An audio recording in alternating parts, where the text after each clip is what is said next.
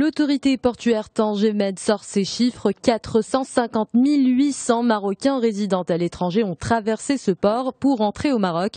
C'est une hausse de 20% en glissement annuel. Le décompte concerne la période entre le 5 juin, date du lancement de l'opération Marhaba 2015, et le 31 juillet.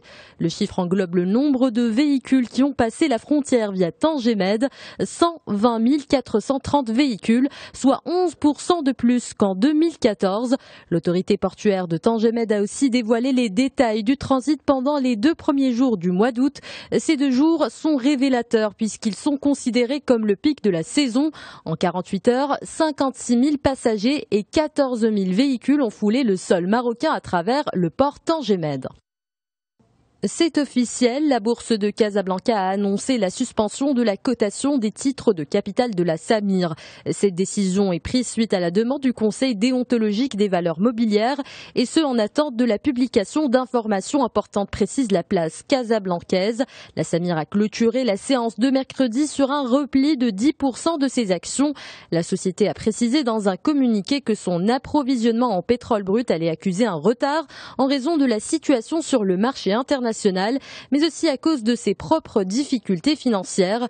Ce retard entraînera l'arrêt de certaines unités de production, a déclaré le raffineur national.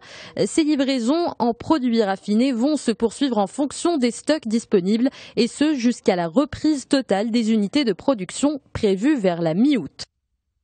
Inauguration en grande pompe du canal de Suez. Le président égyptien Abdel Fattah el-Sisi a présidé la parade navale. Parmi les invités de marque, le président François Hollande ou encore la délégation marocaine conduite par le chef de la diplomatie Salah Demzouar. L'élargissement du canal est un événement puisqu'il permettra de relancer l'économie égyptienne. Il ouvre une nouvelle voie qui va doubler sur 35 km le célèbre canal long de 193 km. Il va aussi élargir et approfondir tout un tronçon sur 37 autres kilomètres. Le président égyptien s'était donné 1 an pour réaliser ce projet. Paris réussit grâce à la souscription de quelques 9 milliards de dollars. La nouvelle voie va faire doubler le trafic d'ici 2023. Le Caire promet 97 navires par jour contre 49 actuellement. Une économie qui attire les immigrés, c'est l'image que renvoie l'Allemagne aujourd'hui.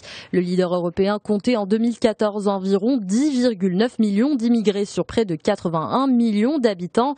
Un record atteint pour la première fois depuis 10 ans, a précisé l'Office allemand des statistiques. Il révèle que les populations étrangères sont d'abord attirées par les perspectives d'emploi positives dans la première économie d'Europe. Cette hausse du nombre d'immigrés est due en premier lieu à l'afflux de ressortissants européens. Au premier rang, les Polonais, les Roumains et les Italiens. L'action Twitter s'effondre sur les marchés. Sa chute devrait perdurer. La déception des investisseurs aussi. Ils avaient déjà eu un coup dur en apprenant à fin juillet une progression d'à peine 2% du nombre d'utilisateurs du réseau social. Leur nombre est estimé à seulement 316 millions dans le monde. C'est 4 fois moins que Facebook. Le réseau de Mark Zuckerberg revendique lui 1,4 milliard d'utilisateurs. Pour les observateurs économiques, Twitter devrait d'abord se trouver un nouveau PDG avant de parler de redressement. La place à la tête de l'entreprise est toujours vacante depuis juin lorsque Dick Costolo a décidé subitement de jeter l'éponge.